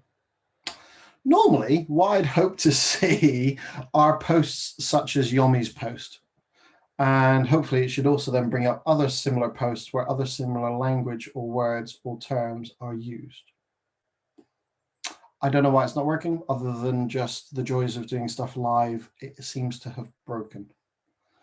But what it should mean going forward is it enables you to be able to search, as we saw with Yomi's position, where the job isn't advertised per se, but there are details on the position advertised. And lots of recruiters do very, very similar things. So if you know, again, back to the whole analogy of the company you want to work for, yeah, something went wrong. Exactly. Right. Oh, it's proper broken. There we go. Okay, I don't know what's going on. I think they're having a funny 5 minutes, he says, hopefully. Right. In terms of the platform, so searching through posts gives you the ability to do just that. So the idea being is it enables you to then be able to discover where people have shared information of opportunities that may well then be of interest to you.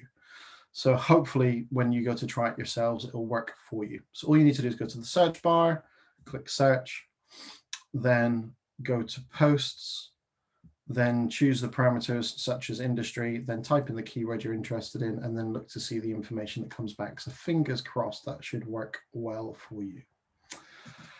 Okay, what I also then want to tap into, and this kind of comes back to the full circle element of networking. Now, networking and job search, obviously, as I've been saying, really should go hand in hand. So if you see an advertised job, you understand, do you know somebody who's employed there? Who do you know in your network that can get you to the hiring manager? Always look to exploit that wherever possible. Well, exploit is probably the wrong phrase. Utilize is a better phrase. What you also want to do, though, as I say, is start to proactively understand how you might be able to build your networks. Now, the networks are obviously not just for the purpose of finding a job, but it may well be for the purpose of intelligence gathering, improving your own knowledge. Yeah, it could be a longer game in terms of relationship build. There could be different factors as to why you're looking to do it. But what we want to then look to do within this is start to then use, again, the search area. But what we want to do is then perform blank search as I've just done. And in this occasion, what I'm going to suggest we do is I'm going to suggest that we start to look at groups for the purpose of networking. So there are over 2 million groups within LinkedIn. Harvard Business Review group being the largest. Some of them are quite small. Now, when it comes to the groups that are within LinkedIn, you can perform a keyword search against them to then discover them. I'm going to just jump down quickly to one I'm already a member of, which is the Charity Group for the UK. So this is a great group run by Keith, and it's designed as a way for anybody who's interested in the world of charity to have a conversation. It has 37,000 members, so it's quite sizable. And what you're able to do as a group member is you're able to see the discussions that are taking place. So here are all the different things that people are talking about or what people are saying. There is quite a bit of look at me, I'm amazing, but nonetheless, sometimes it can be quite powerful. Now, as I run through all these, clearly there's a real difference in terms of purpose or sequencing or types of information or otherwise. What you can do, however, as a member of a group is you can search the posts in the group. So if I use the language new role, and then if I choose the sort by last month. Okay, let's try that again, bear with me. Reset, clear.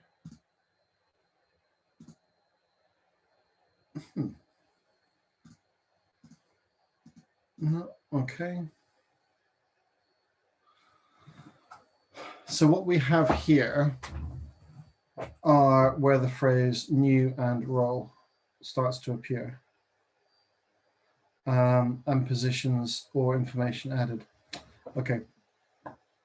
LinkedIn's having a funny 5 minutes for me for some reason, because what this should have come up with as one of the results was the position that was advertised here. Where is she?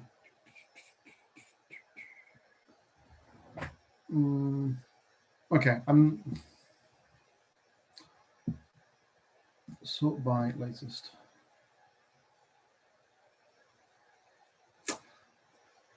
Apologies for this. I think the search on LinkedIn for some reason is not working properly. There we are. Andrea, she's reposted the position for a transport business development manager, special needs. So it's talking about a new role. I don't know why that wasn't coming back in the search before. I think they're having a funny 5 minutes. But normally what you should be able to do, as we've got here, is the ability to go through and perform a search to see opportunities. Because some groups, like the one run by Keith regarding charity, allow people to be able to post jobs and other information as well. So they can be useful as a way to start to learn about a sector or a marketplace, but also they can be really quite powerful, particularly for things like unadvertised jobs, because that position advertised there by Andrea won't have been shared particularly well. So it's got, sorry, won't have been shared necessarily that publicly. So it's quite a useful tool. So join groups for the purpose of this. Second reason for joining a group, the 37,500 members that are also a member of the group, I get to see who they are. And where it gets really quite clever is I can obviously identify people who are also interested in this similar space, but also, as I've got here, a big blue message button, which exactly enables me to do just that. So in the case of Chris, who's Director of Operations at the Prince's Trust, because we're both members of Charity UK, I'm able to send Chris a message even though he doesn't know me directly, or they don't know me directly. And it's utilizing the fact we're both a member of the same group. It's a really powerful way to be able to reach out to people without requiring you to subscribe. In terms of Chris themselves, turns out we both know Mark. Obviously, if I did want to reach out to Chris, I could reach out to Chris through Mark with the view of seeing if we can get an introduction via Mark to see if I could then have a conversation. So utilizing groups for the purpose of insight and information and opportunities, definitely worth doing. Question that comes through, should you connect to recruiters who contact you directly with a promise of a potential role with high pay and then never seem to actually have a role? Are they simply to grow their own network to sell themselves as a recruiter or something more sinister? Okay, so a couple of things. Unfortunately, not everything is always as it seems, so there is definitely a sinister element at times to LinkedIn. It's not to say that the recruiter doesn't genuinely have a position and for whatever reason the role disappears. I was talking to a friend earlier this week who's an independent recruiter, and he's got people in process for 2 jobs, and the employer unfortunately has pulled both jobs. And it happens. So it's possible that these things can be genuine. I mean, one tip certainly is that there's no harm in connecting to people who are recruiters. And in fact, I've got a couple of recruitment requests at the moment. So one of the things I typically tend to do when I receive invitations is when I go into it, when I go into the invitations, if there's no obvious message as to why we should connect, so in the case of Adam, here's an option, so I'm not sure why. So what I tend to do, or not even tend to do, what I do is I have a very, very simple response message. So in the case of Adam, it's like, hello, thanks for the invitation to connect, but I'd like to understand why. So I'm just going to do, hi, Adam. Oops. And then I'm just going to give them an opportunity to respond. Now, when it comes to recruiters, I've got a very similar statement. I'll just introduce it here. So it's thanks for the invitation to connect. However, I'd like to understand your area of specialism and either meet or have a call first. So I typically send that to recruiters if it's not obvious as to why we might want to be looking to connect. So you can manage the invitations you receive in different ways. And maybe going back with almost a sense checking message wouldn't be a bad shout in terms of just getting an idea as to what's going through. But unfortunately, people's motives aren't always and won't always be that clear. So that's something that's certainly worth bearing in mind. But arguably, if somebody reaches out to you with a position and then subsequently seems to not follow up with it, it doesn't mean the role didn't exist. It may well just mean processes have changed or other things have taken shape, unfortunately. And obviously, as it has been for everybody, it's been quite a turbulent year. And certainly for a lot of recruiters that I know, they had a very difficult first half of the year. Second half of the year improved significantly, but they still had to deal with the anomalies such as client changing process, pulling jobs, etc. as well. So sometimes it can just unfortunately be one of those things. So I'd always kind of work on your best judgment. The other piece, though, to bear in mind as well is that if at any point in time you do accept the invitation and connect to somebody, but then subsequently decide you no longer wish to be connected, all you need to do is go back to My Network, go to Connections, find the person you no longer wish to be connected to, click on the three little dots and remove them. So you can remove people from your network easily enough. So just because you accept them doesn't mean you need to retain them, I suppose is the point I'm trying to make. So you can manage it in that respect. Which hopefully makes a bit more sense. Now, going back to networking. So there's one aspect of networking, as I say, to start with that I don't highly recommend, which is utilizing the groups. So start to discover and understand the groups that exist that you might want to join based on the industry or the function that's of interest. Also consider joining groups based on alumni, both employment and education. There are some brilliant groups and well worth looking to join. When it comes to groups, and I should have asked Victoria the question earlier, but the OA certainly used to have, yeah, there we are, OA Connect. So yeah, Sean's posted some stuff here. So really worthwhile taking a look through as well. So highly recommend. So there are 1,000 members. So if you've not joined it yet, I'd recommend you look to join the OA Connect group. It's a great one as well for the purpose of supporting each other, helping each other. Well worth getting involved with. And this is the sort of place where it's a safe environment to ask stupid questions, which I'd highly recommend as well. So well worth looking at. So start with groups. The other piece then we want to start to then do is understand our networks again. So when it comes to our networks, there are two things we want to understand. Firstly, we want to get an idea of our existing network. Well, we know that already through the number of people we're connected to. But what we also want to do is start to understand the potential reach that we want to look to have. Now, the way we understand the potential reach is by, again, going in to do blank search. Once we do a blank search, we now this time go people. So rather than posts and groups as we did previously, let's go people.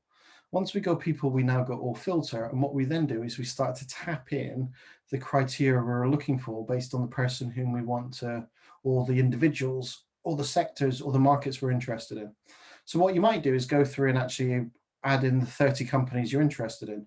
Alternatively, what you might do is search based on an industry. Alternatively, you might search based on a combination of industry location or industry location and company.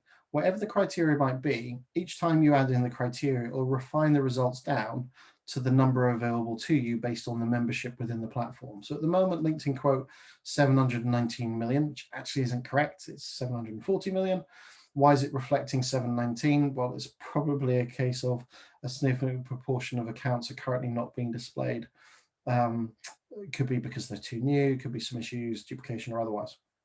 But anyway, LinkedIn themselves quote the number as being 740. But using the filter option, what it means is we can start to identify within our network. So let's say, for argument's sake, I was interested in going to work for somebody in banking. So I'm going to choose financial services, and I'm going to choose banking as my industries. What I'm also then going to do, just to save time, I'm also going to look to include a past company, and I'm going to include the past company as the British Army. So I'm taking the British Army as a past employer, and I'm taking finance and services or banking as their current industry. I now find out there are 2,100 individuals who are previously British Army, based on what they say in their profile, and they are somewhere within my network or within LinkedIn. I then start to see who those individuals are. So Patrick, who's the CEO for JP Morgan Asset Management, we both know Stephen in common, claims to be, or states he is, ex-forces. Scott, an MD, I know 11 people in common, similarly. Paul, he runs the military program. We both know Adam. So again, similarly, I can start to identify people. What I can then do at this point is obviously go into them, see who they are. So here's Paul. If I just then quickly run through, see he used to be, he was in the forces for a number of years. So the great thing with that is that given I can understand and get a sense of him and his background, what I can then choose to do is then reach out. So in this case, I'm going to connect, add a note. Hi, Paul, forgive me, I know we don't know each other. However, as somebody who said, love to pick your brains, would you mind having a coffee with me, Zoom or otherwise, send. So go with a very personal note, showing that you bothered to take the time to understand or learn about them, you reflect and understand their background, and you're giving them a reason as to why you're reaching out to them. So definitely go with an approach, something similar to that. Though it looks like he's actually part of he's part of the military program that's currently doing it. So well worth reaching out in that regard, because he's been in your shoes. So look to tap into the network that way, even if you don't necessarily directly know each other. Alternatively, if you felt that was a bit too close, obviously in the case of us both knowing Adam, I could reach out via Adam as a means to be able to see if I can get an introduction that way, but I'd need to know Adam well enough to ask that introduction of him to Paul. If I jump back again, as I start to look at folks, so let me just choose somebody differently. I'm going to take Paul. So as I view Paul, turns out we both know 11 people in common. Again, what I can then do in this case is choose one of those 11 who might be best to introduce me through to Paul, and then similarly go that way. Alternatively, if again, I didn't want to use any of those common relationships, what I might do instead is if I just run down to the bottom of his profile, I can then start to see the information he follows. And more importantly, I can see the groups he's a member of. I might then have a quick look through this and then work out as to whether there are any of the groups that he's a member of I myself could possibly join, such as Sandhurst in the City. So what I would then do is go to the group, which is Sandhurst in the City. Nick runs it along with Tamsin. I would then request to join. Once I'd then joined, I would then be able to then gain access to the other 4,000 members who are also part of Sandhurst in the City. So you can start to go through and leverage the group relationship. And again, if I take note that Paul's the person I want to speak to, and that's the reason why I'm joining this group, what I may well then look to do is then later on come back in as we did earlier, search for search for Paul once I'm approved as a member, and then be able to then get the ball rolling in that regard. So well worth looking to utilize the intelligence we can gather from somebody else's profile who looks interesting to see if we can also then ascertain things like groups we should belong to, or network relationships or contacts or similar. Now, when we go back through the idea of the whole proactive job search, so we've got these 30 companies for whatever reason we're interested in. What we also want to do then is start to ascertain as to who the person is that we need to be approaching or contacting. Back within the people search side of things, so just do a people search again. So blank search, back to people, or filter. What I can then do is I can also then start to search for people based on areas such as job title. So I can search based on title as a means to be able to identify individuals with the purpose of then finding the people that do that job for the view of them reaching out to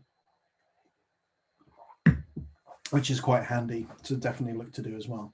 Now, as we've been running through this, you'll have just seen, possibly, on screen it says, I now may benefit from unlimited search. So I have reached my monthly limit for profile searches. This is a feature that LinkedIn introduced a while ago as a means to try and tame and or push people onto the subscription versions of LinkedIn. Now, I knew I was going to hit this during this, well, I had a suspicion I was going to hit this during the session today. If it hadn't been this morning, it was definitely going to be this afternoon. With regards to the limits, so when LinkedIn introduced it, there is no set, LinkedIn don't know the limit. They don't tell you the limit that there is each month.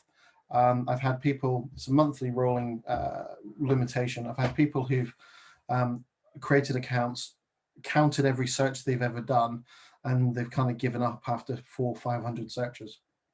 So it's not something that normally people would necessarily come up against, but you may well find that, again, when you're in that proactive job search mode, looking to try and identify positions, you may well, because you're searching through the site a lot more, you may well come up against that search limit.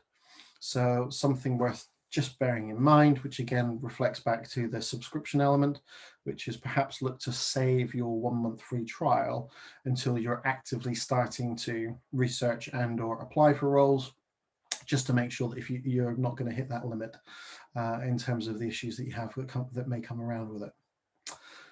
Just whilst we're here, in terms of the subscriptions, one other advantage in subscribing is you also get the ability to do things like their courses. To be fair, LinkedIn do have some really, really good courses. So certainly as a means to be able to get up to speed on subjects or areas of interest, again, I'd recommend taking a look at it. So it can be useful for that purpose, though a lot of the courses do tend to take quite a long time. So again, you want to just make sure that you're in a position to be able to actually spend it.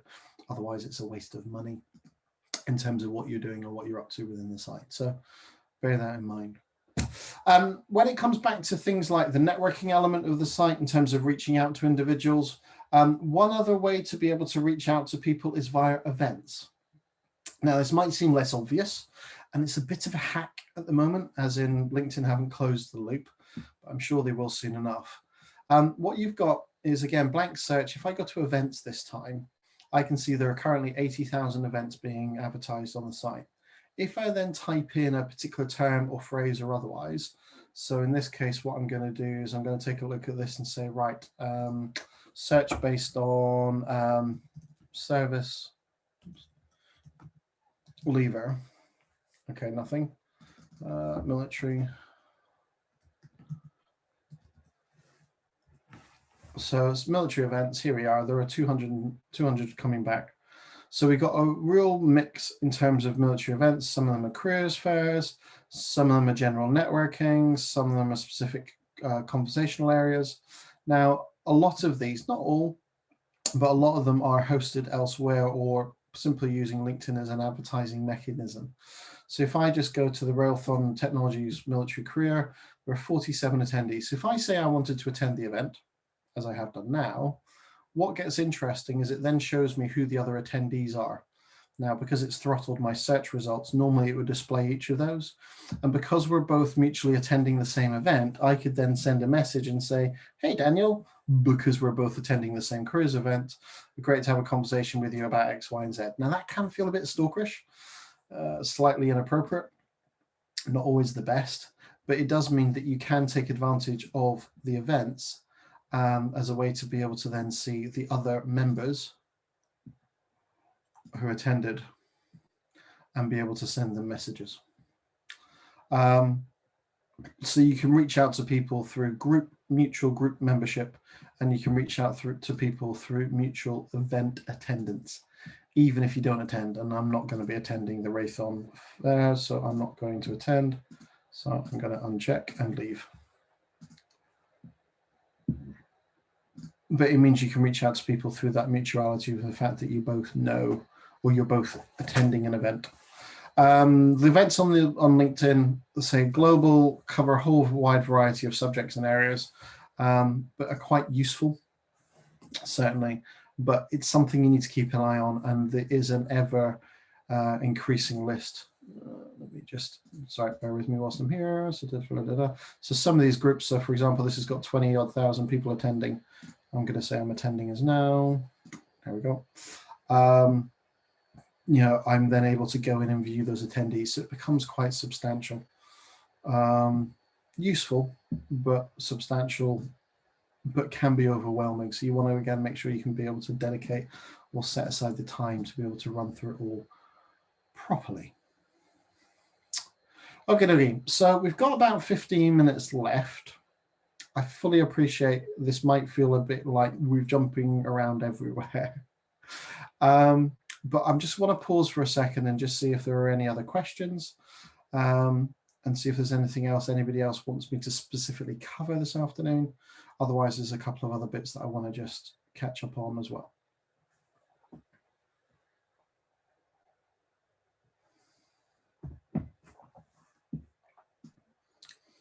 Okay, nothing come through on the Q&A as of yet. That's fine. If you are typing, don't worry, I'm not going to jump ahead too far. But one other element I want to just discuss is, yes, we're talking about the jobs and the information and the opportunities in terms of applications, seeking out companies that are of interest to you, expressing interest in them. Clearly, then the networking element of identifying individuals for the purpose of conversation or approach, or who you know who's employed with this company. This is something that will it all flows into one in some respects. But one of the other big things that you may well also consider doing, and again, certainly I'd recommend this without a doubt, is to also look at the element of engagement yourself.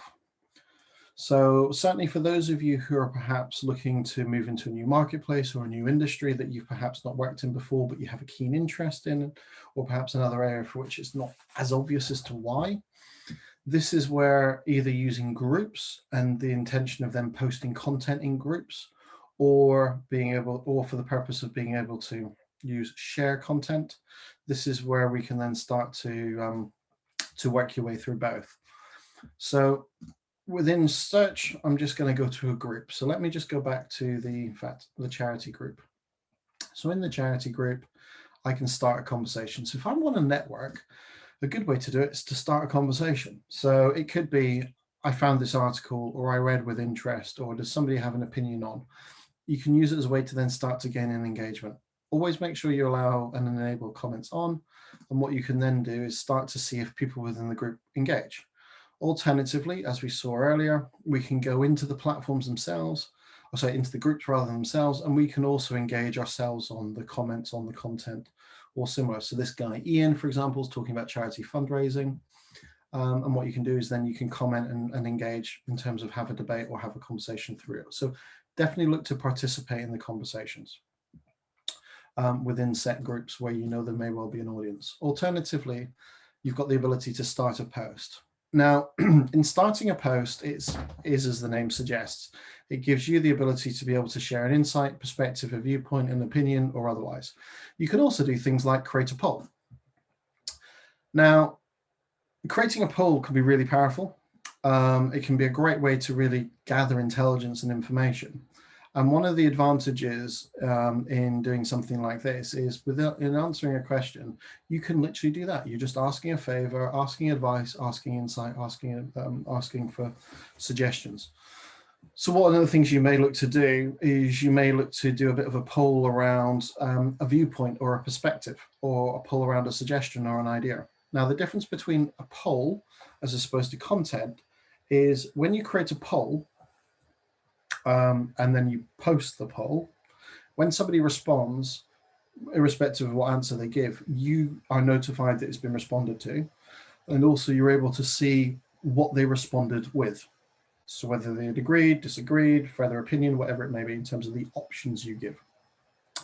Where this is then becomes quite powerful is I've seen people use this incredibly well as a way to gain intelligence around opportunities. So it might be, for example, if people have an opinion on a particular sector that might be picking up, or a particular view on a particular challenge that's being faced by a marketplace. But it gives you the idea, and it gives you the ability to see who's responding based on what way, that enables you then to follow up with a further question. So what do I mean by that? So last year, before I launched my latest business, one of the things I wanted to do was garner opinion. So was I the only person that thought it was a good idea, or did other people think it was as well? And the business I created You've been seeing it everywhere a little bit. It's this whole thing here called Red Dog ads. And it's a really simple business. The intention is that we make money for charities by people signing up to watch adverts and get paid for the privilege. So anybody can join, over 18, based in the UK. You get an email once a week of your on a day in which you choose, and that email then has adverts in it that you get to watch, and then you get paid for watching them, and then you can gift the money to charity at no cost to you or the charity. So it's a really simple plan. So one of the things I chose to do early on when I was looking at researching this was I went into LinkedIn and I started a series of polls based on, was I correct in thinking people would be willing to give up 2 minutes of their time if it meant it created £2 for their favorite charity, and a sequence of them. What then happened is, because I then got the results when the poll closed, I could then follow up with individual people and say, well, actually, I'm building this, or I'm doing this, or here's my opinion, and it gives you the ability to further follow up with further information. So it starts conversation. And naturally, when you start a conversation within LinkedIn, it tends to then lead people to then look at your profile and want to understand who you are. So you can start conversation that way. So really, really worthwhile looking at. And the polls themselves, as I say, are a very clever intelligence tool.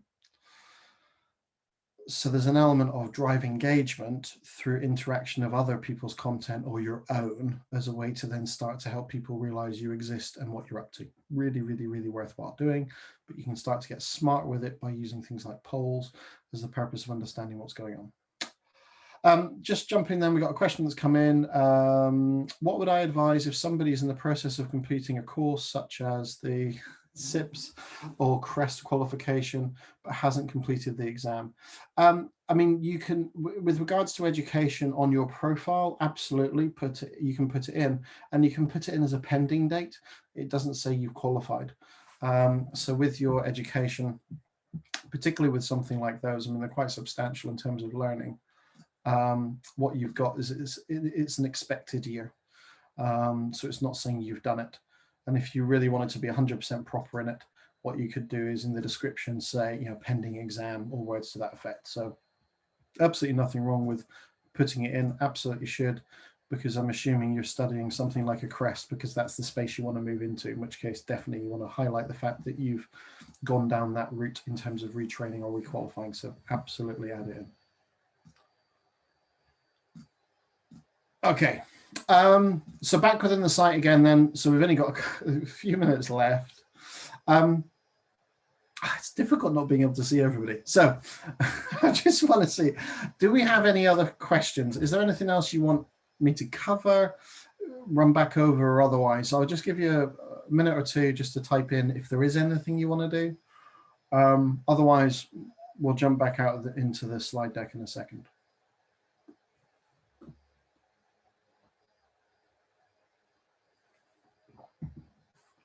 Okay, maybe somebody's furiously typing. So I'll just do a couple of things then before we go back. Quick thing in terms of messaging, something worth noting, particularly when you start to get into those networks and those conversations. Some nice little features. So if I go to message and start a new message, I've got the ability to add multiple people. I've also got the ability to add content into the message. So for example, I'm just going to do this because it's just a bit of a laugh and she's here. So if I just bring up Victoria, doodly doodly doo.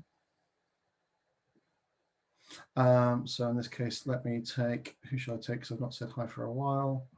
I'm going to take Vic Lawrence, and then so I can see previous conversations and communications. So really handy. But then what I can do is do things like I can upload GIFs. So you could send silly messages or otherwise. Doesn't always work with everybody. You've also got a feature to be able to add a quick meeting content. So if you have a Zoom or a Teams or a BlueJeans account, you can sync the account and then do a quick in-person meeting.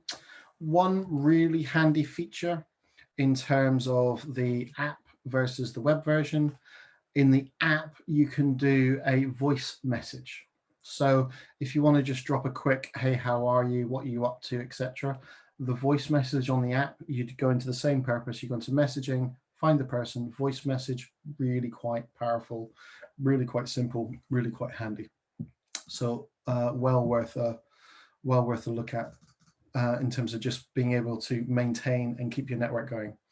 Something else just to add to it, in terms of notifications, the notifications you'll get will be things like people starting new jobs, or in this case, thank you, Charlotte, for mentioning me earlier, or Dom following me. So I get different notifications of things taking shape. One of the notifications I'll get, in fact, go back up, is things like Jessica getting a new job. Clearly, when somebody gets a new job, engage with it. You know, congrats, well done, hope you're well. Always, always, always be kind. It doesn't take 2 seconds, but it's a good thing to do. So definitely worth doing. So please do that. Just going back, a couple of questions come in. First one being, what's the best way to share recruitment opportunities within your own organization if you're not the recruiter? So opportunities from your own organization. I mean, clearly, if you're using a third-party job board, then you can go to start a post. You can then paste the web link into the job. You can then put some preamble around the job and then share it into the platforms. Probably the easiest way to do it. And again, you can specify if you want it to go into a particular group because you know there's an audience there that are going to be interested. So you can share the job that way. That's probably the easiest.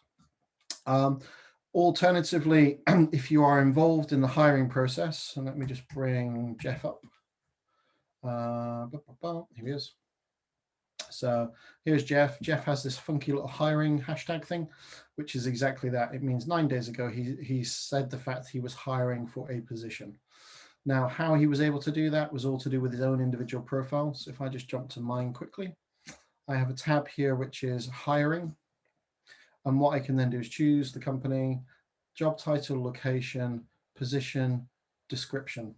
It doesn't have to be advertised on LinkedIn, but it's a way of me being able to use the hiring frame to be able to promote to my network the fact that I'm hiring for a position. That can be quite handy too. So you can do that also, and worth a very easy way to be able to show within your network you're hiring, or your organization is hiring. So well worth looking to do.